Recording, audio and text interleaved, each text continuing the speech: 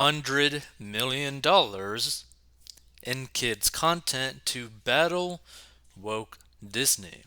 Now, if you don't know what $100 million is, that's nine figures over, I believe, a course of like 3 years. And this is actually a much bigger deal than what people think. So, the Daily Wire, Ben Shapiro's conservative leaning media company, says it will invest $100 million in children's content as part of a plan to create an alternative to the woke Walt Disney Company. Americans are tired of giving their money to woke corporations who hate them, said the Daily Wire co CEO, Jeremy Boring. They're tired of giving their money to woke media companies who want to indoctrinate their children with radical race and gender theory, but they want to do more than just cancel them. They want alternatives. Boring added, the Daily Wire is giving them those alternatives. Boring told the Daily Wire staffers that the company will invest a minimum of $100 million over the next 3 years into a line of live action and animated children's entertainment on its streaming platform. Daily Wire subscribers will have access to the content beginning in the spring of next year, according to Boring. Last week, Shapiro said his company intended to take on Disney and other large content distributors that were being held hostage by the woke because they are cowards. If you want entertainment that's going to cater to your children, we're going to start making kids content over here at Daily Wire specifically, Shapiro said on his podcast on Tuesday. So you don't have to be catered to by companies who hate your guts and cater to the people who despise their values. Disney was at the center of a political firestorm in recent weeks over its executives' muted response to the so called Don't Say Gay bill that was recently signed into law by Florida Governor Ron DeSantis. And the most disturbing thing about this whole thing, right, is that a lot of people who say this, don't say gay, and they call it the Don't Say Gay bill, never looked at the legal documents, period. Which is sad to see because if you're just someone who just chimes in saying like don't say gay kind of thing, right? Saying like that's what the bill's all about, you gotta read it because it doesn't prevent anyone from saying don't say gay, don't say straight, don't say trans, don't say anything like that. It has nothing to do with any of that. And it's just a sad situation. The law, which prohibits teachers from discussing LGBTQ topics like sexual orientation or gender identity with students unless they're in the fourth grade or higher, has been widely lambasted as homophobic and transphobic. And here's the thing that a lot of people don't even understand, right? This sort of thing, a lot of parents are not even really okay with their kids being taught this until they're like in high school or even until they're college, basically. I mean, when you're in 18, you can basically do whatever you want because no one can really tell you what to do. But I don't think people really understand how many people are actually against the teachings of the LGBTQ topics, right? Like, it's going to be an interesting election this year, that's for sure. Critics of the law say it could isolate young children with LGBTQ parents or the medical condition gender dysphoria, while supporters say it's designed to protect kids and give parents the right to decide when such topics are appropriate to be discussed. And here's my viewpoint on this, right? It's like, why is this even being remotely discussed in a public school setting, right? Because the whole purpose of public school is to give students basically the fundamental building blocks of being a conductive human being, right? To actually be able to read, to actually be able to do math, to actually be able to, I don't know, maybe learn how to do your taxes. Because a lot of people don't know how to do that, right? How to write a check. A lot of people don't know how to write a check, right? There's so many things not taught in public school that needs to be taught, and I don't understand why this is even remotely being a topic for teaching because it has nothing to do with school. Like if a parent wants to teach their kids this, okay, but what does this have to do with school? Why would school think that it's even necessary for them to even discuss topics like this when the whole purpose of school, public school for kids, is to give them basically the necessary skills to live as a productive adult, right? And you got to think about it too. If you were to actually see the stats as to how bad the reading ability is for the majority of the student population in this country, it's insane. It's actually disturbing how bad it actually is. We have a lot of people who are illiterate and will be illiterate by the time that they turn 18, and we have a lot of people that can't do simple math. So it's really disturbing.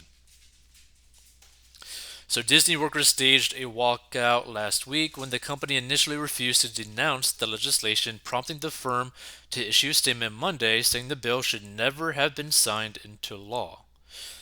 Our goal as a company is for the law to be repealed by the legislature or struck down in the courts, and we remain committed to supporting the national and state organizations working to achieve that, read the statement posted to the company's corporate Twitter account.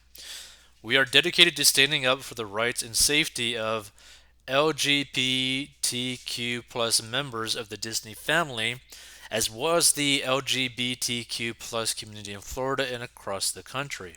And as Disney faced a backlash from activists, its subsidiary Pixar restored a same-sex kiss scene from the upcoming feature film Lightyear. And here's the thing, right?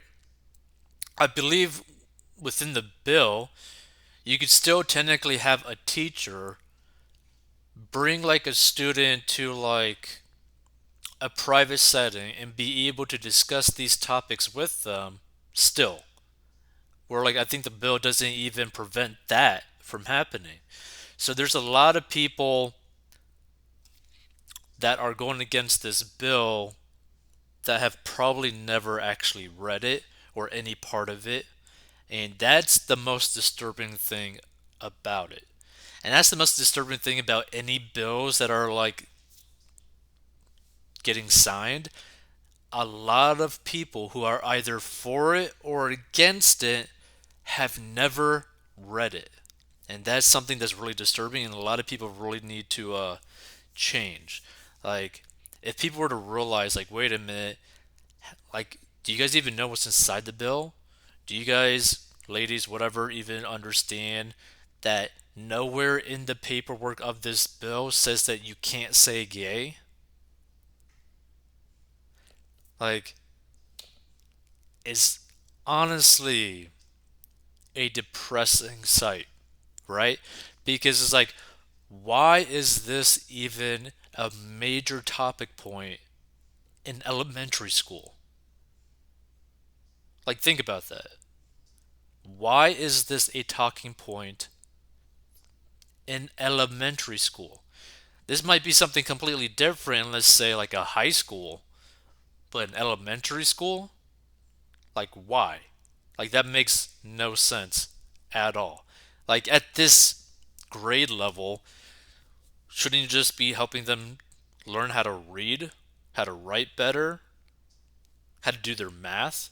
Like, it just doesn't even make any sense. By the way, if you want to learn how to get out of debt, go to 40inbox.com. And also the side note about like the Daily Wire, the reason why this is such a big deal, right, as to what Daily Wire is specifically doing, is that the amount of money that they could potentially make getting into the kids' content is massive. Okay, they're considering, like doing like a minimum of like $100 million invested into content in the next 3 years, based off the recurring revenue model, the streaming model, right? And the amount of content that kids would probably consume of their material is massive. Because you got to think about something, right? There are so many parents that would just literally stick an iPad or an iPhone in front of their toddler or their kid to just watch like YouTube videos or something like that, or like animated videos from like Disney and all that kind of stuff, right? And, you know, with the most recent leaks of certain Disney employees as to what their agenda is with, the actual future of content directly positioned for little kids, having the Daily Wire do something that fits their general political viewpoint and just conservative viewpoint, there's going to be a lot of parents that are going to feel more comfortable having their kids watch their content than somebody else's. And not only that, you have to think about it like this. It's basically the same thing that a lot of people who are on the left are doing with Disney, Netflix, all that kind of stuff, right? Where you have someone as a kid watching certain types of valued content, like certain values within content, right? They grow up and like basically learning these values. And as they get into a teenager, they still learn these values. When they get into an adult, they still have these values. It's like the same way as like raising a kid through the church or through the Jewish faith or as a Muslim, right? You end up instilling certain values within your family over a long period of time. And the reason why this is such a big deal in terms of like revenue is that means that the lifetime value of every single subscriber could be decades, not just like a couple years. I'm talking about decades long.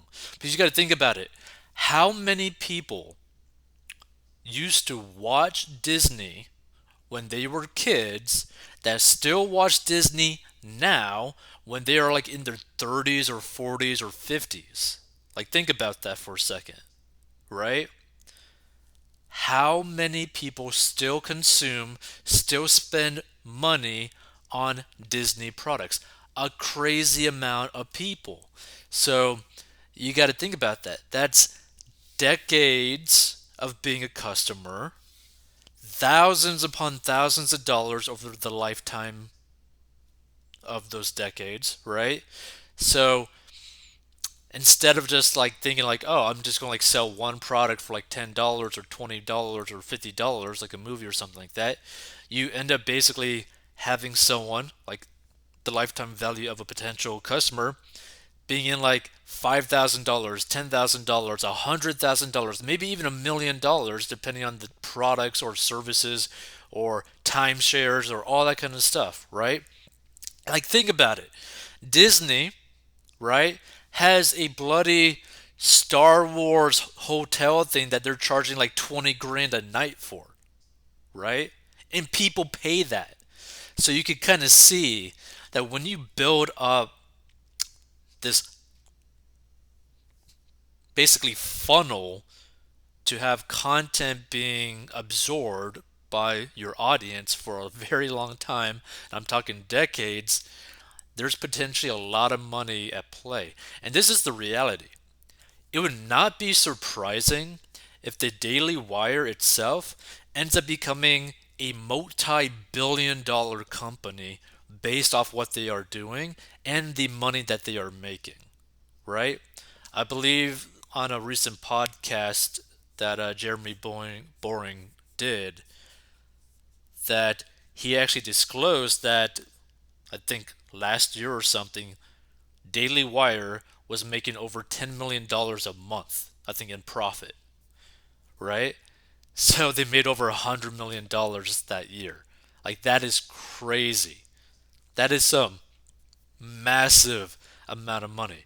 And with their new shaving company, which is also basically like a recurring revenue thing, like the amount of money that this company is going to be making is immense. The amount of power that they're going to have is immense, right? The amount of control that they are going to have to be able to protect all the people within their company is immense. So it's going to be very interesting to see the future of this. But this is the reason why this is such a big deal is that like a lot of people don't understand just how much money can actually be generated by having very loyal consumers of their content, especially if they were young when they first see the content. Like it's crazy when you think about it.